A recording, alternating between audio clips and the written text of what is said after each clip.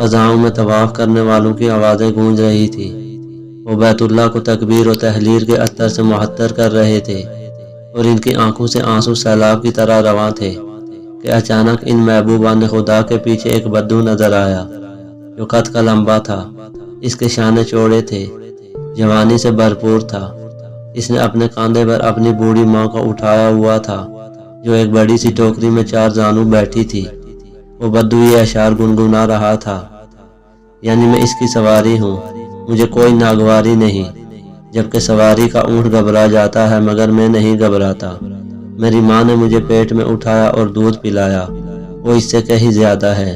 لبیک اللہم لبیک۔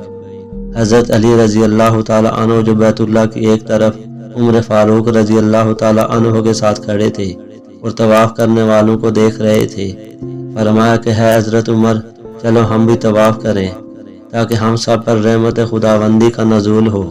چنانچہ وہ دونوں اس دیہاتی آدمی کے پیچھے پیچھے طواف کرنے لگے اور حضرت علی رضی اللہ تعالیٰ عنہ اس بدو کو یوں جواب دینے لگے، اگر تو اس کے ساتھ نیکی کرتا ہے تو اللہ کا شکر ادا کر، اللہ تجھے تھوڑے عمل پر بھی زیادہ اجر دیں گے۔